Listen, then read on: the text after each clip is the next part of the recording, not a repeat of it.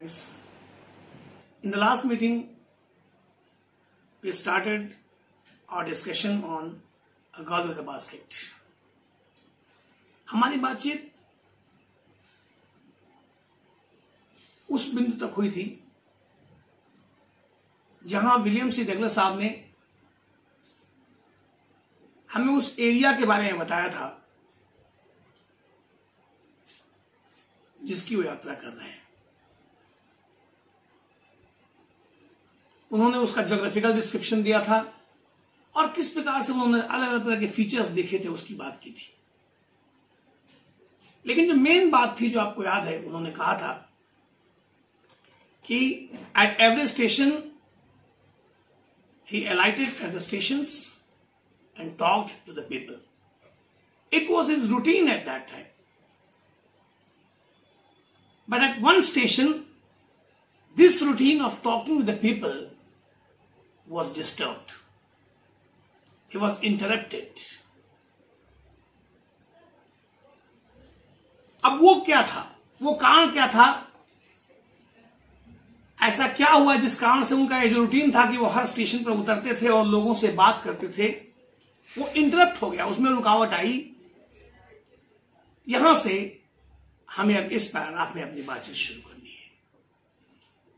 है। एक स्टेशन पर my routine of talking with the people, मेरा जो लोगों से बात करने का रूटीन था, वॉज इंटरप्टेड, उसमें व्यवधान पड़ा। एज सून एज, ज्यों ही आई एलाइटेड, मैं नीचे उतरा, a group of young children, एक युवा बच्चों का समूह, गैदर्ड अराउंड मी, मेरे चारों ओर इकट्ठा हो गया। यानी जैसे ही मैं स्टेशन पर नीचे उतरा, इसके पहले कि मैं लोगों से बातचीत करने वाले अपने उस क्रम की शुरुआत करता, a group of young children gathered around me, युवा बच्चों का एक समूह, यानी युवाओं का एक समूह मेरे चारों ओर इकट्ठा हो गया। दे वर सेलिंग बास्केट्स, वो बास्केट्स बेच रहे थे। हैंड वोवेन, हाथ से बनी हुई। रीड बास्केट्स, रीड कहते हैं सरकंडे को, ईंक को। तो हैंड वोवेन, हाथ से बनी हुई, सरकंडों की बनी हुई बास्केट्स, इन सामान्य baskets with simple design and pattern, जिस पर सामान्य डिजाइन और पैटर्न बने हुए थे। अर्थात ये हाथ से बनी हुई सरकंडे, मूज आदि की सहायता से बनी हुई बास्केट्स थी, जिन पर साधारण डिजाइन और पैटर्न्स थे।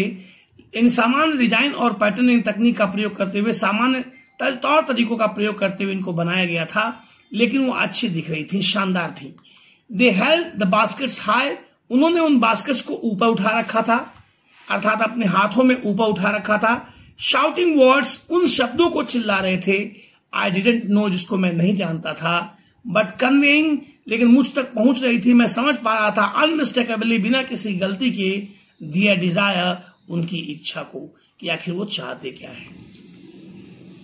Here the author says that at one station my routine of talking with the people was interrupted. मैंने आपको बताया एक स्टेशन पर लोगों से जो बात करने का उनका क्रम था वो इंटरप्ट हुआ, और उस इंटरप्शन के कारण थे कुछ युवा, कहते हैं group of young people gathered around me, कुछ युवा लोग एक साथ उनके चारों ओर इकट्ठा हो गए। दे वर सेलिंग बास्केट्स, वो टोकरियां बेच रहे थे। Hand woven, read baskets with simple design and patterns, हाथ से बनी हुई। रीड बास्केट्स, रीड कहते हैं आमतौर पे ईंख, सरकंडे आदि को। तो सरकंडों आदि का प्रयोग करके, पतले पतले सरकंडों का प्रयोग करके बास्केट्स बनाई जाती थी, उनका प्रयोग किया जाता था। उसके बाद से मूंज, एक खर होता है, एक आप कहते खास किस्म की घास है, उसका प्रयोग करके। तो वे सिंपल डिजाइन और पैटर्न्स थे, क्योंकि उनके पास कुछ भी नहीं था।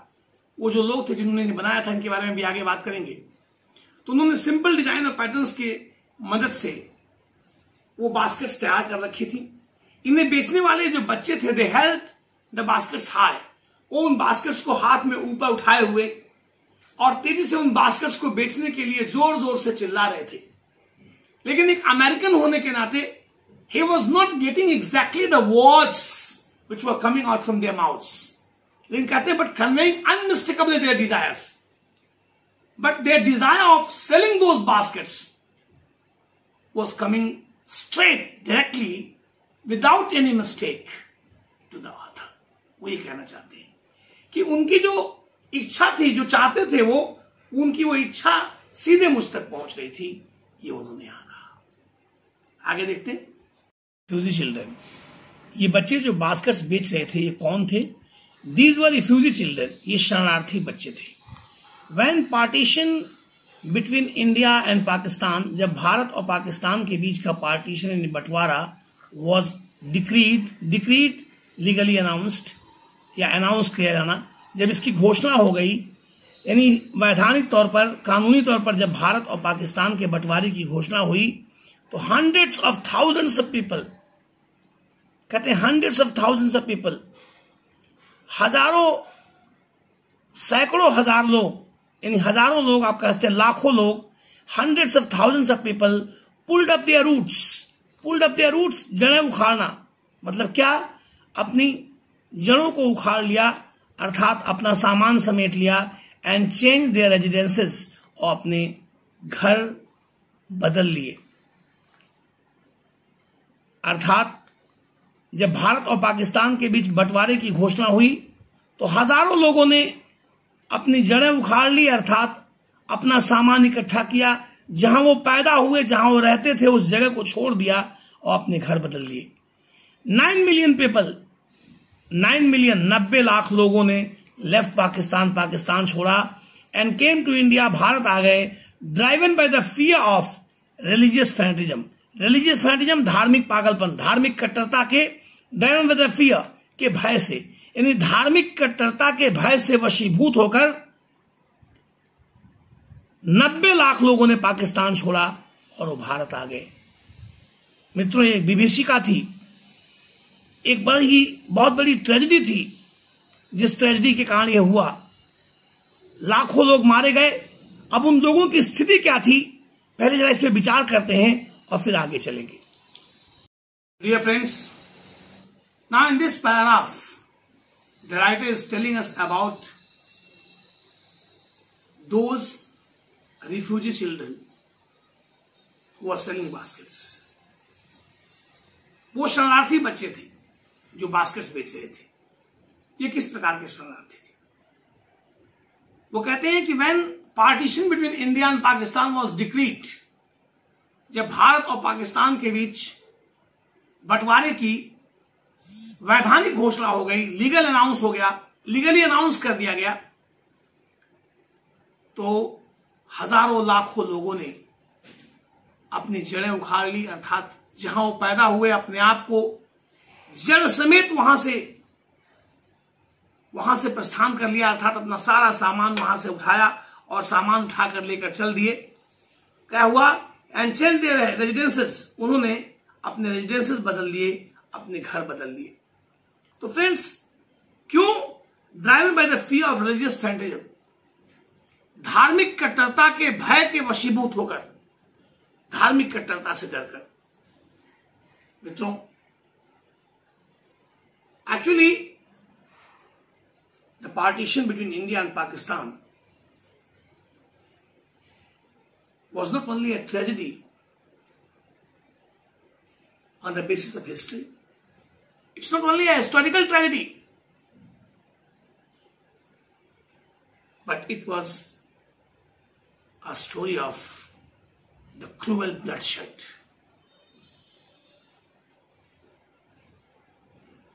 क्या हो रहा था? लोग अपनों के खून के प्यासे थे। They were killing barbarously. They were stabbing each other. They were cutting the necks of their owns. It was a very horrible scene. Very horrible and pathetic scene, my dear friends.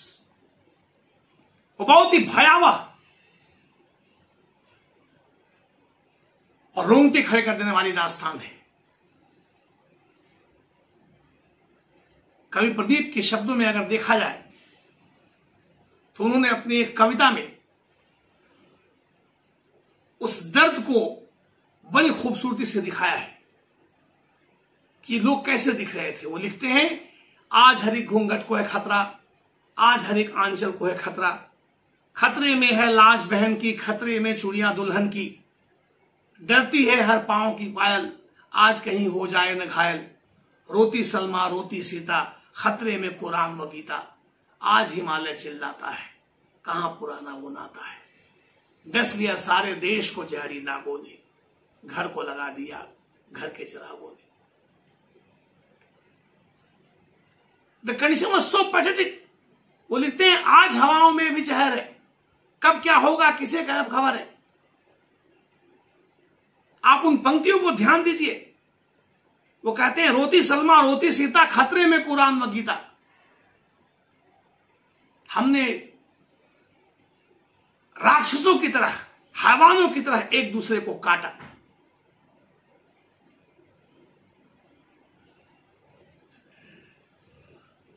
इनका लिखते हैं जलता है हिंदू मुसलमान, भारत की आंखें जलती हैं, आने वाली आजादी की लो दोनों आंखें जलती हैं। तो condition was so pathetic and horrible. ऐसे में आगे की पंक्तियों को समझने से पहले दो बातें समझनी बहुत जरूरी है। That was not an era. वो कोई एक ऐसा एरा नहीं था, ऐसा युग नहीं था जहां पर आज की तरह इंफॉर्मेशन और टेक्नोलॉजी का बहुत जबरदस्त आगाज था या फैलाव था। लोगों की परेशानियां ये थी कि दूर दराज के इलाकों में अखबारों की पहुंच भी नहीं थी।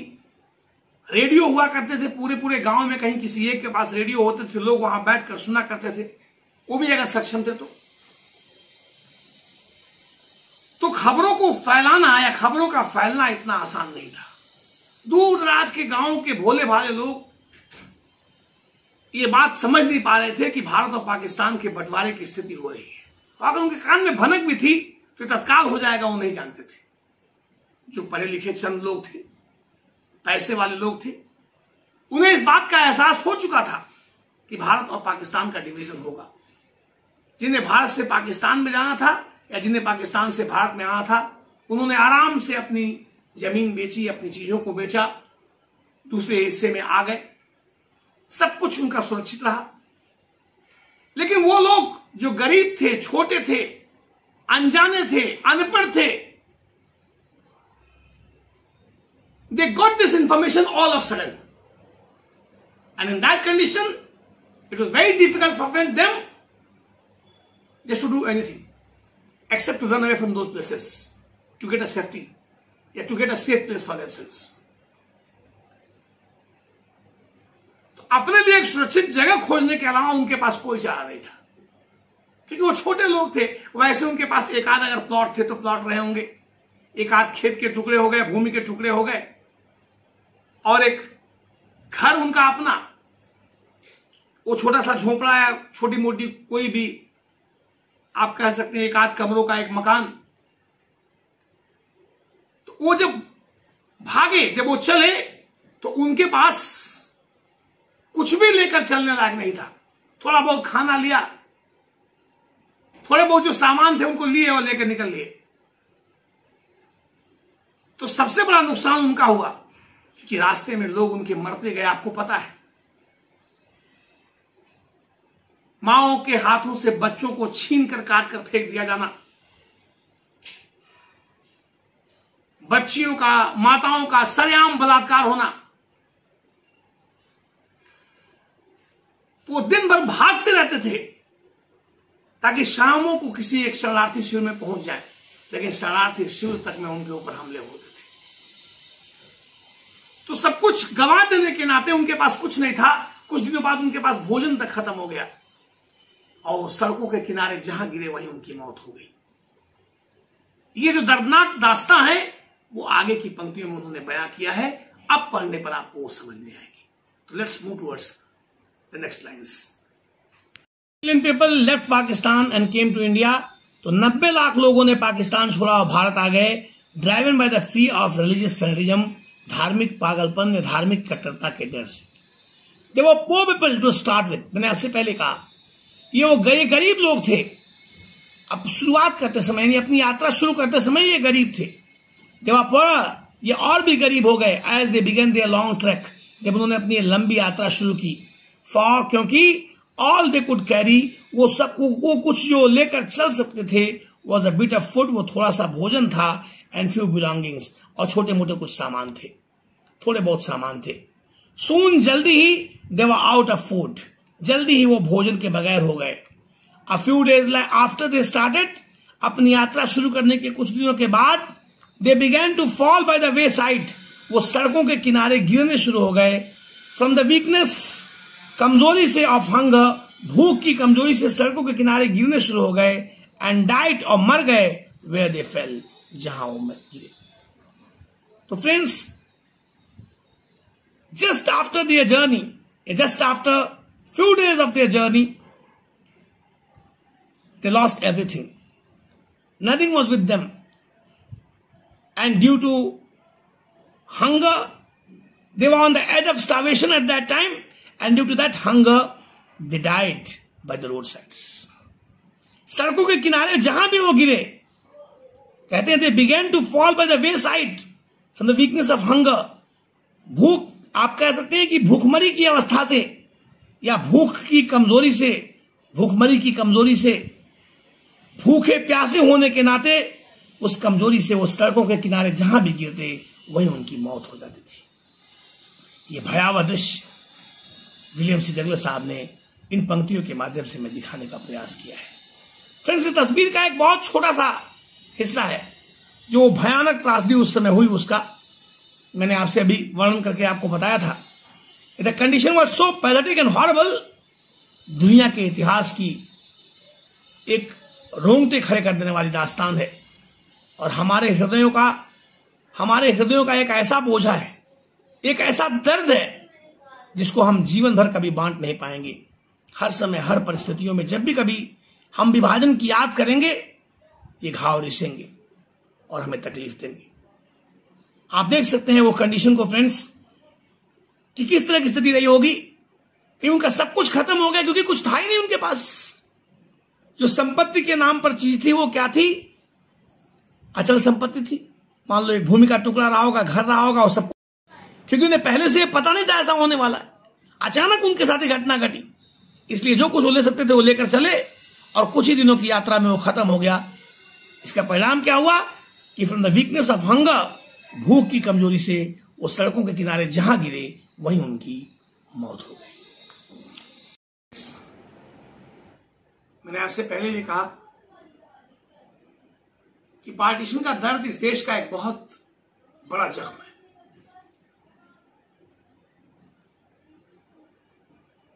हमारे दिलों का एक ऐसा जख्म है।